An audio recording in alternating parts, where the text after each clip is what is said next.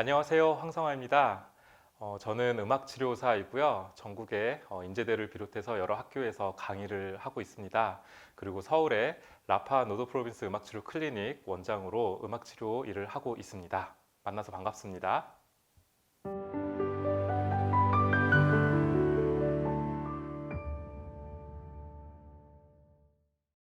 음악 치료를 처음 이야기를 들으시는 분들은 아마도 만약 막연할 것 같아요. 왜냐하면 보통 우리가 치료라고 할 수 있는 뭐 미술 치료 또는 언어 치료, 인지 치료하면 뭘 하는지 그게 눈앞에 딱 보이고 상상이 가는데 도대체 음악 치료는 뭘 하는 걸까? 그리고 음악을 잘해야 되는 건 아닐까? 이런 생각을 또 많이 하고 계시더라고요. 그래서 제가 지금 음악 치료를 설명을 드리려고 하는데 먼저 음악이 무엇이고 그리고 여기서 말하는 치료가 무엇인지를 조금 이해한다면 음악 치료에 대해서 조금 더 자세히 이해할 수 있을 것 같습니다. 자, 먼저 음악이라는 것은 우리가 노래하고 연주하고 또 지휘도 하고 합주하고 합창하고 이런 모든 것들을 말하죠. 근데 그것이 왜 치료가 될 수 있냐라고 우리가 질문을 해본다면 우리가 예를 들어서 노래를 한다고 할 때 가사도 우리가 인식해야 되고요. 그리고 음악의 흐름도 알고 있어야 되고 음의 높낮이 또 시작과 끝 클라이맥스 여러 가지 음악의 흐름들을 우리가 이해하면서 가야 되거든요. 근데 그것이 우리가 장애가 있거나 또 살면서 많이 이제 마음이 어렵거나 힘든 이런 분들은 그런 것들을 하나하나 해나가는 게 사실 굉장히 어려워요. 그래서 음악 치료라고 한다면 이런 음악적인 경험과 과정을 통해서 내가 잘하지 못하고 내가 여전히 어렵고 내가 할 수 없는 것들을 하나하나 이겨내고 또 넘어서 가면서 어떤 치료를 한다고 생각하시면 좋을 것 같습니다. 우리나라에서는 치료가 의료적인 치료와 그렇지 않은 치료가 사실 구분이 잘 안 되어 있어요. 여기서 말하는 치료는 테라피라는 의미는 약물 처방과 또 수술이 들어가지 않는 그런 치료를 의미합니다.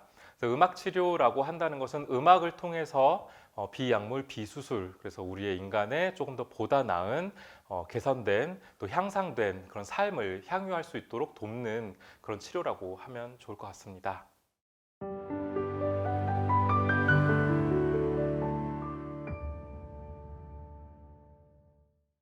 인간에게 음악이라고 한다면 임신해 있을 때 아이가 엄마 소리, 아빠 소리에 반응을 하고 막 발차기도 하고 하잖아요.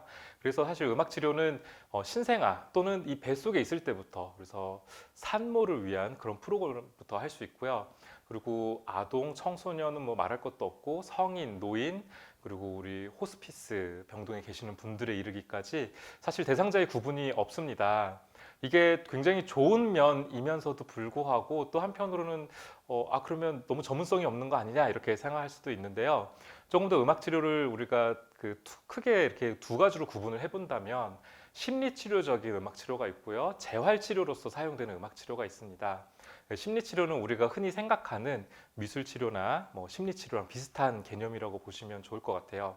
음악을 통해서 마음을 치유하고 또 우리의 삶의 향유와 또 삶의 가치로움을 더 찾아가는 과정을 음악과 함께 하는 거라고 보면 좋을 것 같고 재활 치료는 음악을 통해서 우리 물리적인 재활을 도울 수 있는 그런 치료 방법인데요. 여러분들 그 재활하러 많이 다니시잖아요. 우리 몸도 어디 뻐근하고 아프면 재활 치료할 때 많이 힘든데 음악이 그게 힘들지 않고 더 효과적으로 할 수 있도록 돕는 그런 방법이라고 보시면 좋을 것 같아요. 그래서 사실 대상을 구분하지는 않는데 음악 치료사는 조금 더 그 각각의 전문성을 가지고 있어요. 어떤 음악 치료사는 보다 더 심리 치료적인 걸 하고요. 어떤 음악 치료사는 재활 치료를 하고요. 또 어떤 음악 치료사는 호스피스 분들하고만 작업을 하고요. 이렇게 해서 그 치료사마다 대상이 굉장히 다양하기 때문에 음악 치료 혹시 관심이 있거나 또는 받아보실 의향이 있는 분들은 그 전문성을 조금 확인해보고 가시면 더 좋을 것 같습니다.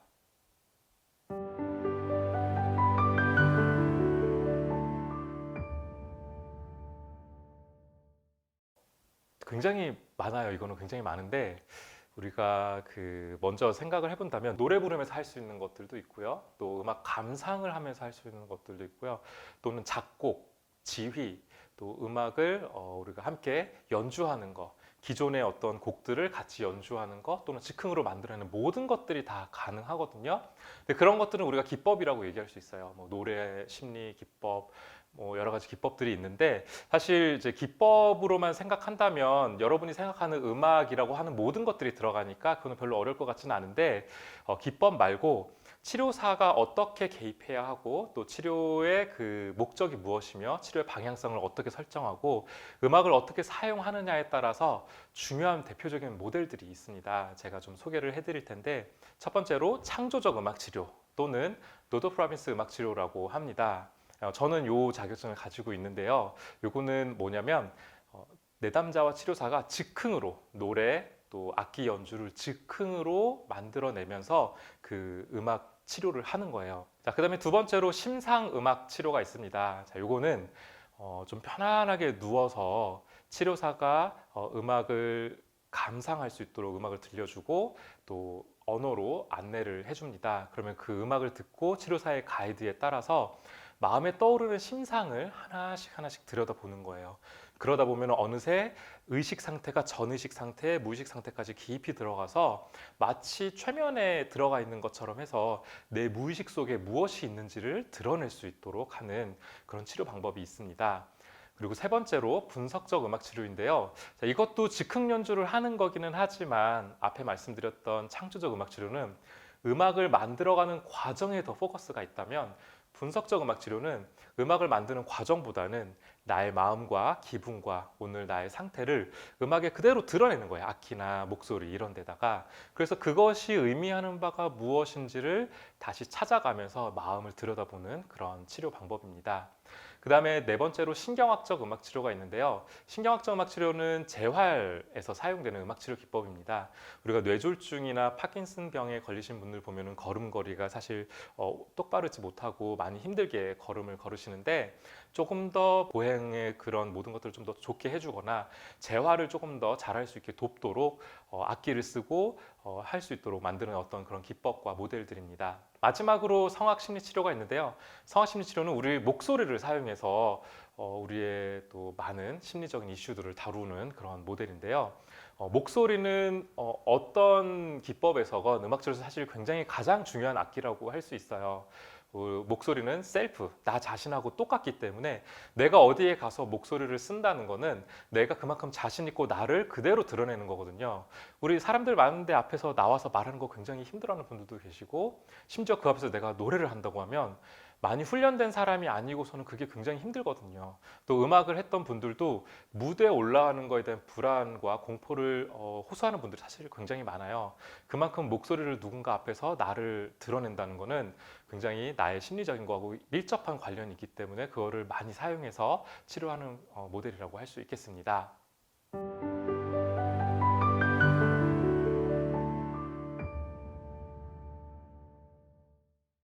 네, 아마 이런 이야기 들어보신 분들 계실 거예요. 모차르트 음악을 들으면 학습 효과가 뛰어나게 되고 훨씬 더 도움이 많이 될 거라는. 왜냐하면 모차르트가 굉장히 천재였고요. 모차르트 음악이 굉장히 수학적이고 굉장히 그 기계적인 부분들이 있어요. 그렇다 보니까 아마 그 음악을 들으면 우리 머리가 또 뇌가 더 발달하고 좋아지지 않을까. 그래서 이런 연구가 있었는데 사실 그 연구들의 결과가 계속 달라졌어요. 그래서 모차르트 음악을 많이 들으면 우리가 뇌가 더 좋아지고 학습이 효과적이다라고 하는 것들이 사실 검증되지 않은 것들입니다. 그래서 거기에 너무 이렇게 연연하실 필요는 없을 것 같아요.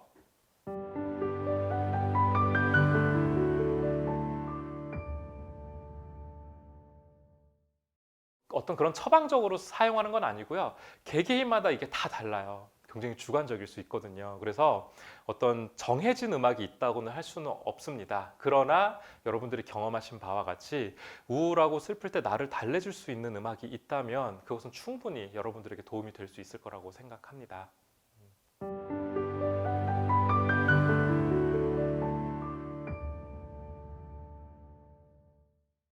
네, 음악을 잘해야 치료를 받을 수 있다라고 생각하시는 분들도 꽤 많이 계시더라고요.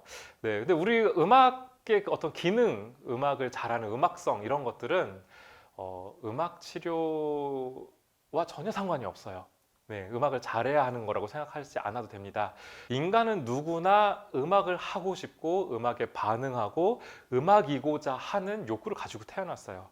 이걸 음악 치료에서는 뮤직 차일드라고 얘기를 합니다. 음악 알을 가지고 있다.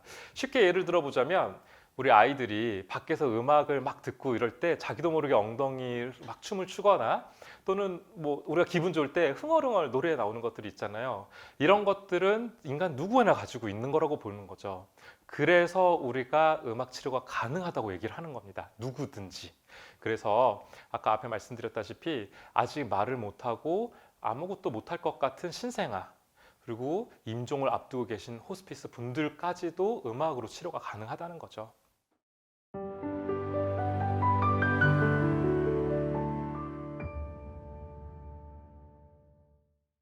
우리가 상상할 수 있는 음악의 종류가 그냥 감상 정도밖에 생각을 못 할 것 같아요.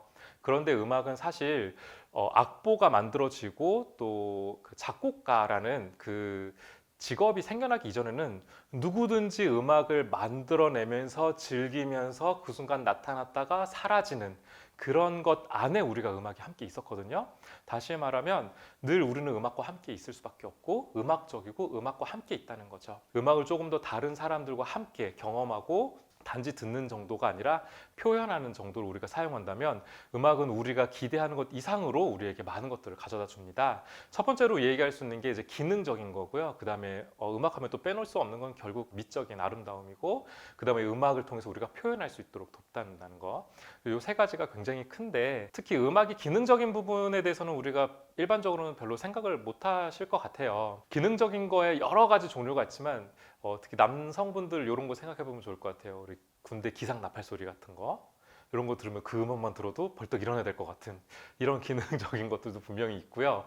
치료에서는 우리 아이들과 또 내담자들이 음악을 같이 만들어 가면서 음악이 하나의 그 흐름이 시작과 끝까지 딱 가야지 음악이 완성이 되는데, 중간에 조금 빠지거나 뭔가 가다가 많은 이런 게 있다 보면 뭔가 해야 될 것처럼 많이 느껴지는 것들이 있어요. 이거를 우리가 음악적 큐라고 얘기합니다.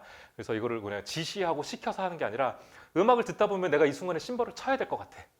또 음악을 듣다 보면 나는 북을 이렇게 쳐야 될 것 같은 그런 것들이 많이 느껴져요. 그리고 나도 노래를 해야 될 것 같고, 이게 음악이 기능적으로 우리한테 만들어주는 부분인데, 나도 모르게 음악이 되어가는 그런 것들을 음악을 통해서 우리가 경험하게 됩니다. 그 다음에 이제 미적인 거, 표현적인 거는 제가 설명드리지 않아도 여러분들 보통 우리가 음악을 통해서 얻을 수 있는 좋은 것들 다 알고 계실 것 같습니다. 그리고 음악에는 형식과 구조가 있는데, 우리가 보통 심박 소리를 들어보면은 쉬지 않고 일정하게 소리가 나죠. 이런 것들도 분명히 소리라고 하지만 실제 음악은 멈춤이 있고요. 그리고 빠르기가 달라지고요. 다이내믹도 다르고 어떤 흐름이라는 걸, 이제 더 가야 할지, 절정에 이르러야 할지, 끝나야 할지, 이런 것들을 음악 속에서 우리가 다 알아가게 되거든요. 이제 그런 것들을 우리가 이제 구조와 형식이라고 얘기를 하는데, 음악에는 그런 것들이 있어서 매 순간 살아서 지금 여기서 우리가 무엇을 해야 되는지 알려줘요. 그래서 그것을 경험하다 보면은 이 음악을 통해서 내가 무언가를 했어요. 내담자는 분명히 음악을 한 거예요. 그런데 하다 보니까 집중력도 생기고 말도 할 수 있게 되고 또 노래도 하게 되고 자세도 바라지게 되고요. 내 마음에 있던 것들을 표현하게 되고 내가 알지 못했던 나의 마음의 것들을 알아가는, 굉장히 이런 것들을 말을 통해서 할 수 없는 그런 것들을 많이 경험하게 됩니다. 그리고 또 중요한 거는 음악이 이제 감정을 불러일으키는 거예요. 근데 되게 감정 표현적이라고 얘기하는데, 내가 지금 슬프니까 슬픈 음악을 듣고 싶어 라고 하는 것과 또 반대로, 난 지금 슬프지 않았지만 슬픈 음악을 듣다 보니까 내가 슬퍼지는 거. 근데 우리가 제한 아동, 아까 장애 요소가 많을수록 외부에서 오는 감정을 내 마음으로 공명하고 공감하고 같이 울리는 게 쉽지 않거든요. 근데 음악이 그거를 할 수 있도록 도와줘요. 그렇다면 나의 마음의 상태가 스펙트럼이 넓어지고 삶을 향유하고 누리는 폭이 훨씬 더 넓어지게 됩니다. 음악은 목소리와 악기를 통해서 한 번에 그 마음의 깊은 곳으로 훅 들어가는 그런 게 있어요. 그래서 아직 준비가 안 된 분들은 음악이 오히려 저항을 일으키기도 합니다. 물론 이제 치료사의 그 기술에 따라서 이게 좀 달라질 수는 있겠지만, 음악은 여러분들 합창도 있고 오케스트라도 있고 앙상블도 있고 밴드도 있듯이 동시에 많은 것들이 한 번에 일어나요. 그리고 그것이 다 따로따로 떨어져 있지가 않아요. 근데 이것은 우리를 하나로 만드는 경험을 하게 해주고 내가 누군가의 어딘가에 소속되어 있다는 것들도 만들어주지만 동시에 여러 가지 그 프로세스를 내 뇌에서 동시에 처리해야 되는 고차원적인 것들을 많이 만들어주거든요. 이런 것들이 그냥 하라 그러면 사실 잘 안 돼요. 근데 음악이기 때문에 너무 하고 싶고 재밌고 그러다 보니까 그거를 자꾸 하고 싶어지고 하게 되는 거죠. 이걸 통해서 또 치료가 되는 겁니다. 지금까지 얘기했던 것들이 좀 많이 있는데 가장 중요한 걸 지금 좀 말씀을 드릴게요. 그렇다면 음악이 왜 치료가 되는가에 대해서 우리가 삶에 음악이 없다면 어떨까요? 저는 뭐 음악을 전공해서 사실 그렇게 음악을 많이 듣는 편은 아닌데 제 뭐 아는 분들을 보면은 뭐 샤워할 때도 또 잠들기 전에도 일어나자마자 음악을 듣고 굉장히 음악과 밀접하게 사는 분들도 많이 계시더라고요. 저는 이제 그 정도까지는 아니지만 그래도 우리가 삶에 음악이 없다고 한다면 굉장히 메마르고 또 건조한 삶을 살아가진 않을까 생각을 합니다. 우리가 사실 음악이 기능적으로 우리 삶에 별로 의미가 없지 않을까? 없어도 되는 게 아닐까? 이런 생각하지만 전혀 그렇지가 않아요. 음악이 정말 없는 삶을 상상해 본다면 우리가 음악이 단지 나의 먹고 마시고 자는 것과 직접적으로 연관이 없다 뿐이지 우리 삶, 인간다움을 유지하기 위해서 음악이 너무 중요하다는 거죠. 그래서 음악을 그냥 나의 어떤 지금의 심신의 상태를 위로하는 정도의 수준이 아니라 누군가와 함께 자고 또 내 마음을 나누고 우리가 이런 것들을 이루면서 살아갈 수 있도록 그래서 그걸 통해서 나의 나됨 그리고 나의 가치로움, 나의 인간다움을 음악이 정말 많이 해줄 수가 있다는 거예요. 우리가 이게 일반인들도 사실 그런데 장애가 많은 분들은 이걸 더 경험할 수가 없어요. 나의 인간다움, 나의 가치로움을 음악을 통해서만 경험을 해줄 수 있다는 거죠. 음악은 그분들에게 아무것도 하고 싶지 않고 난 그냥 이렇게 살다가 죽을지도 몰라. 나는 정말 이렇게밖에 할 수 없어 라고 생각하고 있는 그분들에게 음악이 다가가면 그분들이 지금 이 순간 나는 무엇을 하고 싶다는 마음을 만들어줘요. 이 동기를 유발해주고 그 의지를 만들어주는 거는 누가 시키거나 지시해서 절대 일어날 수가 않거든요. 정말 자기 혼자서만 그거를 만들어낼 수 있는데 음악이 그거를 만들 수 있도록 돕는 굉장히 중요한 역할을 한다는 겁니다. 네, 제가 지금까지 음악 치료에 대해서 다양하게 설명을 드렸는데 얼마나 잘 전달이 됐는지 모르겠어요. 그러나 여러분들 잘 들어주시기를 바라는 마음이고요. 영상이 마음에 드셨다면 구독과 좋아하기 눌러주시고 우리 다음 영상 또 기대해 주시기 바랍니다. 감사합니다.